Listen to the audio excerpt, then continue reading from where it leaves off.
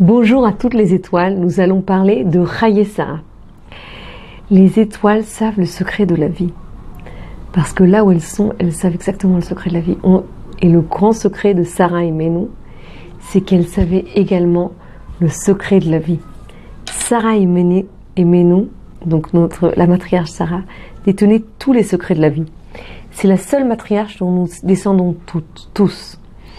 Car d'elle, on vient, elle est le début de tout parce qu'elle est également, pour toutes les convertis, c'est également, on dit Bat Sarah. Leur mère, c'est Sarah. Sarah avait énormément de force.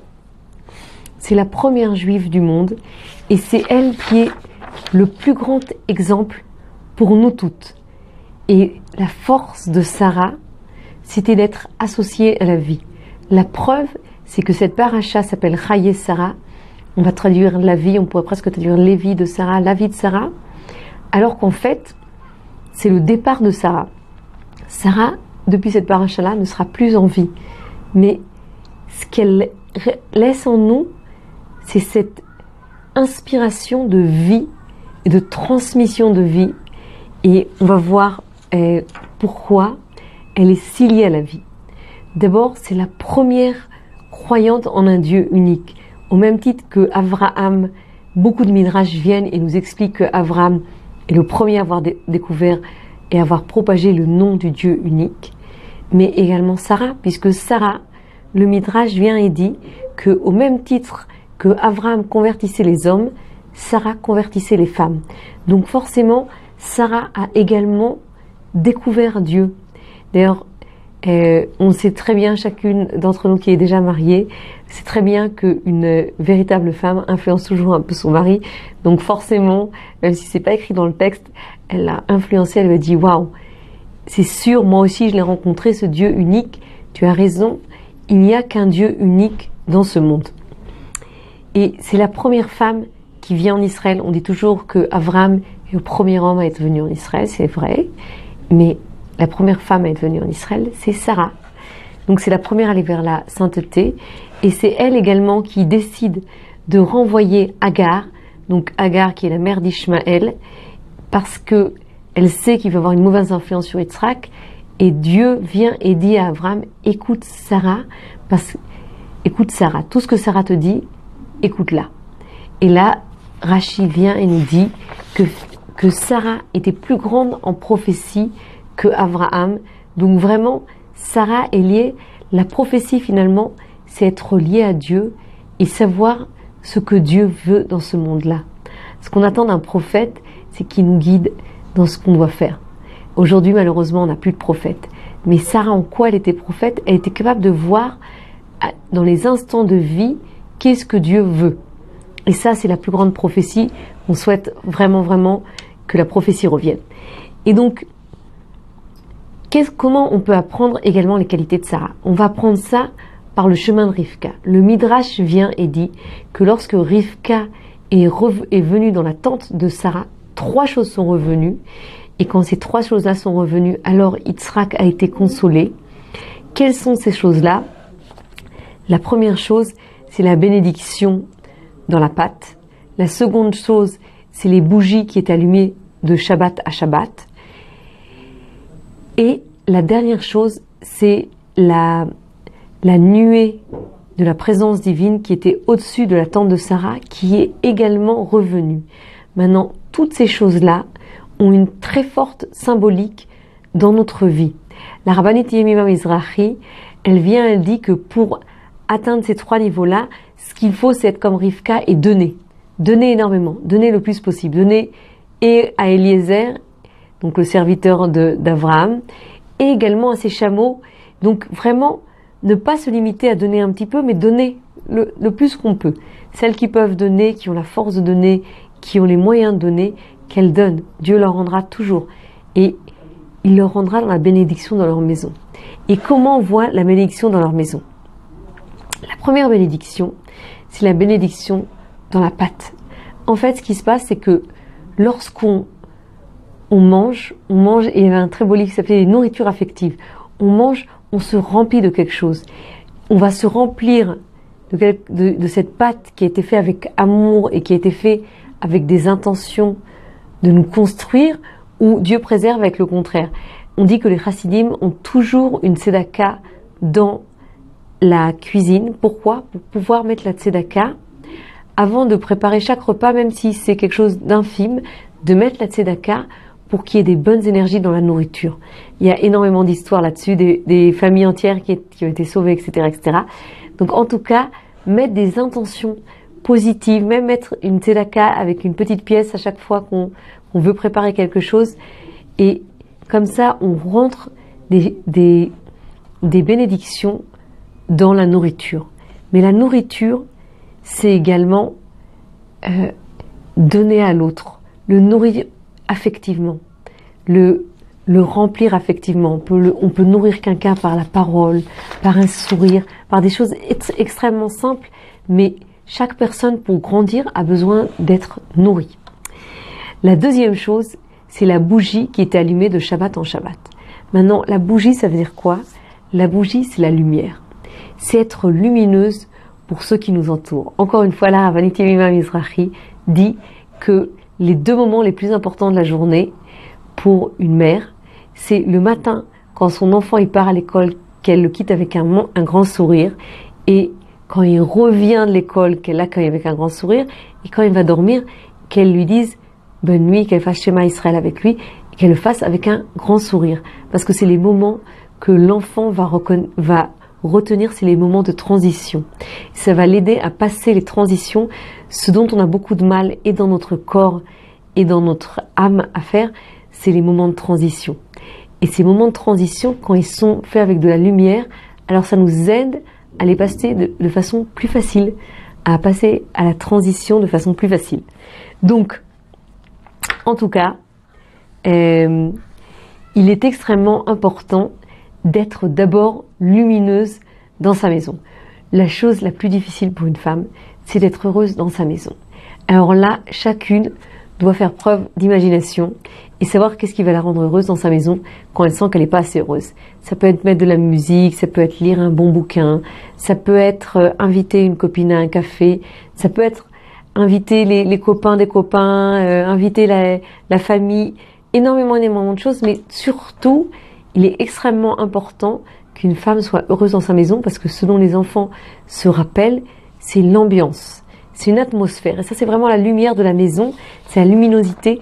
On se rappelle de la lumière des choses, on ne se rappelle pas des détails. Et ensuite, le Rabbi Milubavitch explique en fait que chaque femme, lorsqu'elle allume les bougies de sa maison, elle éclaire d'abord sa maison, puis elle éclaire sa rue, puis elle éclaire sa ville, puis elle éclaire son pays, jusqu'à ce qu'elle éclaire le monde entier. Et c'est très intéressant de savoir qu'au niveau des sciences, on a découvert qu'un vol de papillons d'un côté du monde peut provoquer une tempête de l'autre côté du monde. Alors il faut savoir que les bougies de Shabbat d'une femme juive ont la force d'éclairer de Jérusalem jusqu'à l'autre bout du monde. On peut même, lorsque les enfants sont loin, lorsqu'une mère allume les bougies, elle peut avoir l'intention de protéger ses enfants où qu'ils soient, et cette énergie arrivera jusqu'à eux, puisque vraiment, s'il y a un battement d'ailes de papillon peut faire quelque chose, alors forcément, les bougies d'une femme de Shabbat font quelque chose. Maintenant, nous allons passer à les Ananekavod, donc le nuage de la présence divine. Et ça, on va venir sur quelque chose de très très important, être présente. Il y a aujourd'hui quelque chose qui s'appelle mindfulness. Mindfulness, ça veut dire on pourrait le traduire par la conscience présente ou la présence de la conscience, quelque chose comme ça. Ce qu'on nous demande en mindfulness, c'est d'être ici et maintenant. Et en fait, ce qu'on demande à une femme dans sa maison, c'est d'être ici et maintenant, avec les personnes qui sont autour d'elle, ici et maintenant. Ne pas être dispersée dans ce qui s'est passé dans la journée ou ce qui va se passer demain. Être ici et maintenant, avec ceux qui sont autour d'elle, pour s'occuper d'eux pleinement. Et ça permet de réduire énormément le stress, parce qu'on n'est pas dans l'attente ou dans la déception, etc. On est dans le moment présent. Et lorsqu'on vit le moment présent, alors ça nous calme. Ça peut être également dans se concentrer dans les végétaux qu'il y a autour de nous, les couleurs qu'il y a autour de nous, les sensations, et se ramener, se rapprocher aux sensations qu'on a dans notre corps. Ne pas nier notre corps. Être présente dans notre vie et dans notre corps. Et ça, en fait, c'est ce que le docteur psychiatre et Rav Michael Aboulafia explique. Il explique qu'un de nos gros problèmes, c'est la peur d'avoir mal ou d'avoir peur de quelque chose. Souvent, quand on est dans la peur de quelque chose, alors on fait grossir cette chose-là. Alors que, par exemple, si quelqu'un a mal, il expliquait que si quelqu'un a mal, par exemple, sa fille lui dit « j'ai mal », on lui dit « ok, alors tu as mal, qu'est-ce que ça te fait d'avoir mal ?» Il ne faut pas être tout de suite dans l'hystérie du mal, la peur de peut-être qu'il y a quelque chose de grave, etc., etc. Il faut accepter la douleur. Quand on accepte la douleur, alors on est capable de la passer et de la surmonter. Sinon, si on est dans la peur d'avoir mal, dans la peur d'avoir peur que peut-être c'est quelque chose de grave, alors on tombe dans les névroses. Il faut savoir, on rappelle souvent que le passé c'est dépassé et que le futur c'est des chimères. Donc ce qu'il y a, c'est le présent. Et d'ailleurs, c'est écrit dans un des textes, je suis désolée, je ne me rappelle plus exactement, que la véritable crainte de Dieu, c'est juste la personne qui est omniprésente, alors elle sent l'omniprésence de Dieu, et là, elle a la véritable crainte de Dieu. Mais si elle n'est pas présente maintenant, elle ne peut pas sentir Dieu. Elle ne le sent pas, puisqu'elle-même, elle n'est pas là. Donc c'est vraiment le principal, c'est vraiment d'être présent ici et maintenant.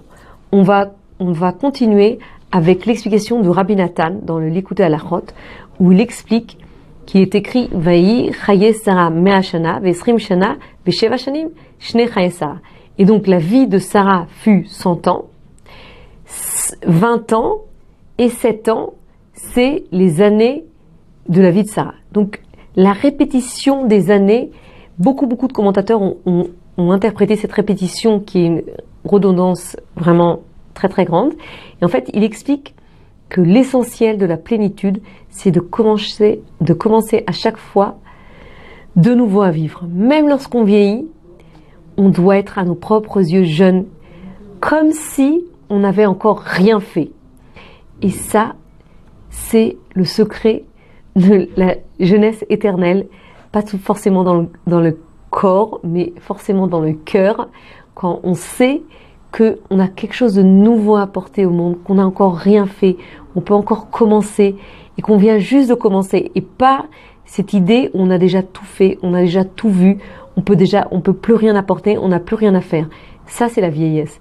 La jeunesse, c'est de savoir qu'on vient juste de commencer, et qu'on a des nouveaux projets, qu'on a des choses à mener à bien, qu'on a d'autres choses, des nouvelles choses à apprendre, et qu'on a d'autres choses à apporter au monde. Et on va finir par quelque chose de très beau. Avraham Avinu, lorsqu'il a enterré sa femme, alors il a dit Eshet Raïl. Il a dit tous les psaumes de Eshet Raïl. Et Eshet Raïl, la traduction littérale, c'est la femme vertueuse. Raïl, c'est le mot Chai, c'est vie, et c'est le mot Lamed. Lamed, c'est la lettre Lamed. Lamed, ça signifie comprendre, apprendre. La force de Sarah, elle est Eshet Raïl. La femme vertueuse, c'est Chai Lamed. Dans sa vie, elle voit que dans sa vie, Dieu vient et lui donne ce qu'il lui donne, et de là, elle apprend comment vivre. Ça, c'est la force des femmes, surtout des femmes juives, de savoir que de leur vie, elles vont apprendre comment vivre, comment vraiment être dans un art de vie, ou un art de vie qui est plein de positif et plein de joie. Et donc, je vous souhaite à chacune, à toutes les étoiles, de trouver cet art de vie, cet équilibre de vie, d'être Eshet Raïl, de voir que Dieu nous donne la vie et d'apprendre de cette vie, parce que le meilleur professeur, c'est toujours Dieu. Il nous apprend toujours ce qu'on doit vivre et comment on doit le vivre, et d'être toujours lié constamment à Dieu. Et de là, forcément, on ressemblera toutes à Sarah. Et quand on ressemblera toutes à Sarah, alors de là, on amènera la Géoula Shlema. Shabbat Shalom et Géoula Shlema à toutes. Une question de halakha, besoin d'un conseil personnel? Avec le service Question au Rav, les rabbinim de Torah Box sont à votre disposition 24 heures sur 24, 6 jours sur 7, pour vous répondre et vous aider sur tous les sujets. Shabbat, couple, cacheroute, conversion, loi de deuil. Question au Rav, c'est 13 000 questions reçues chaque année et répondues par écrit sur le site Torah Box et par téléphone, un appel reçu toutes les 4 minutes. Question au Rav, un service exceptionnel, gratuit, pour vous.